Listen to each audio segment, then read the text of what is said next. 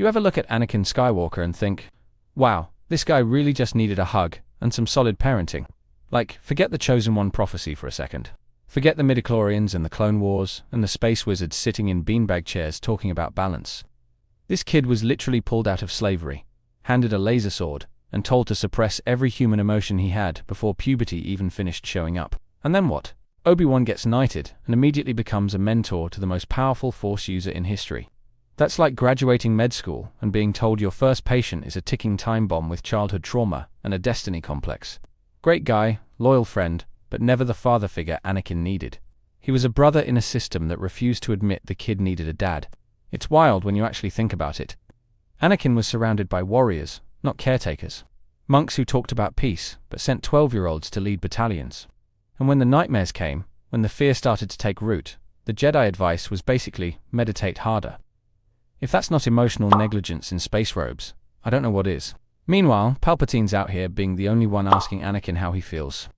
Like, sure, he's an evil puppet master in a red velvet hoodie, but at least he checked in emotionally. And that right there is why Anakin fell. Not because he was too angry or too arrogant, but because the only person who offered him guidance was the guy planning a galactic dictatorship. The worst part is, you can see the good in him the whole time.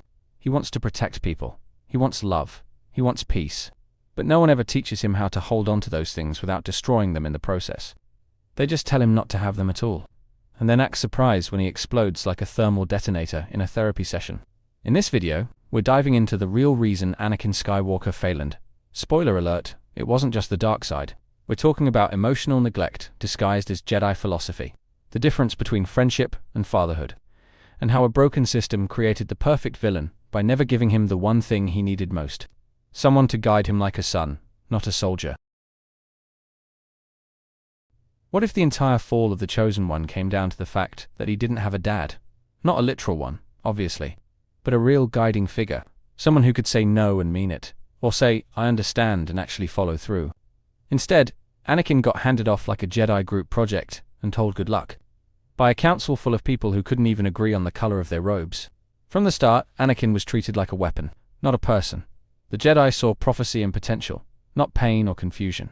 He was ripped away from his mother, thrown into a temple full of strangers, and expected to suppress every emotion he had, like that would somehow make him wiser. Imagine giving a kid the emotional advice of a rock and wondering why he eventually explodes. And then there's Obi-Wan, reliable, loyal, powerful, but never what Anakin needed. Not because Obi-Wan didn't care, but because he was never trained to be that kind of mentor. He was still mourning his own master when he was suddenly responsible for the galaxy's most volatile teenager. Calling him a brother Mitov sounded nice, but what Anakin needed was a father figure who could anchor him when the storms hit. Qui-Gon Jinn was the only one who saw Anakin the boy, not Anakin the threat or Anakin the chosen one. The Jedi Order's whole approach to Anakin was a masterclass in how not to raise someone with trauma. They acted like detachment was a cure, not a suppression tactic. Like burying his feelings would somehow erase the fact that he missed his mum every day and had nightmares about losing her.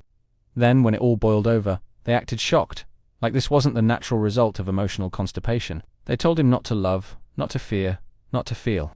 Which sounds very noble until you realize he was literally 9 when they said it. 9 years old, and already being told to cut himself off from every bond he'd ever known. Meanwhile, the same council couldn't even sense Palpatine sitting 5 feet away from them with Sith energy coming out of his ears. And Obi-Wan, bless him, tried. But even he had to toe the Jedi line. He told Anakin to follow the code, to be mindful, to obey. But what Anakin needed was someone to explain things, not just repeat the same 3 Jedi slogans over and over, like a glitching holocron. Their relationship wasn't balanced, it was formal, respectful, but never vulnerable. And when Anakin started slipping, they didn't ask why. They just started doubting him more, keeping him out of meetings, assigning him to spy on a man he trusted. It's like watching a car skid toward a cliff and deciding the best move is to remove the steering wheel. They created an atmosphere of suspicion, then blamed him for not feeling safe in it. What really breaks your heart is how young Anakin was when all this started. He wasn't some hardened warrior when Qui-Gon found him. He was just a scared kid, a slave who loved his mum and dreamed of flying. And within a few years, he was standing on a battlefield with a lightsaber in his hand and no real idea who he was supposed to be anymore. The moment he lost Shmi should have been a turning point, a moment of healing or reckoning. But no one sat with him. No one asked him how he felt. They just watched him return from Tatooine with blood on his hands and chose to look away. That wasn't discipline. That was abandonment. masked by a robe and a title. Even his marriage to Padma wasn't just a romantic secret, it was a desperate grasp at something stable. Someone who would choose him, not the prophecy, not the Jedi cause, just him. And the tragedy is, he still had to lie about it. Hide it, carry it like a shameful burden when it should have been a lifeline. Anakin was torn between two worlds, the cold restraint of the Jedi and the warm but dangerous pull of human connection. And no one tried to bridge that gap with him. They expected him to solve it alone, with no experience, no tools, and no safety net. Just expectation after expectation, until something finally snapped. And when it did, they called him a traitor, a monster. But he wasn't born that way. He was made that way. Shaped by a system that taught him to bury the very things that made him human, and then judged him for what grew in the dark. But even with all of that weight pressing down, Anakin still tried. That's what's wild. He didn't just give in to the darkness from the start. He fought it, over and over. He saved Obi-Wan more times than we can count. Protected clones, freed people, stood between the innocent and the war machine. When he was at his best, he was unstoppable. Look at how the troops followed him, not just out of duty, but out of loyalty, respect. Because Anakin didn't just lead, he cared. He fought like someone who remembered what suffering felt like, and never wanted anyone else to go through it. He joked, he bonded, he risked everything for the people around him. Even his bond with Ahsoka was something the Council never prepared for. It wasn't just mentorship, it was trust, empathy. He taught her things the Jedi wouldn't, because deep down, he knew what it meant to be afraid, to feel unworthy. And when she left the Order, the pain on his face said everything the Jedi never did. And when the cracks started showing, he still looked for help. He asked Yoda for guidance. He tried to protect Padma. He told Obi-Wan he felt lost. These weren't the actions of a villain. They were the final flickers of a man trying to find the version of himself he could still believe in. So maybe the story of Anakin isn't just a warning, it's a lesson. A reminder that people don't need perfection. They need presence. They need someone to say, I'm here, I get it. Let's figure this out together. Not another rule book, or another lecture about detachment. Qui-Gon understood that from the start. He saw that Anakin needed more than a lightsaber and a robe. He needed connection, love, guidance, and maybe, in a different timeline, Qui-Gon lives, trains him, helps him carry the weight of his past instead of burying it under stoicism. And you know what? Even in the darkest parts of Anakin's story, the light never fully left him. That's what Luke saw. That's what saved the galaxy. Not a grand strategy or a perfect military move, but the stubborn hope that there was still good in a man who had lost everything. It's easy to write someone off as broken. Harder to ask why they broke.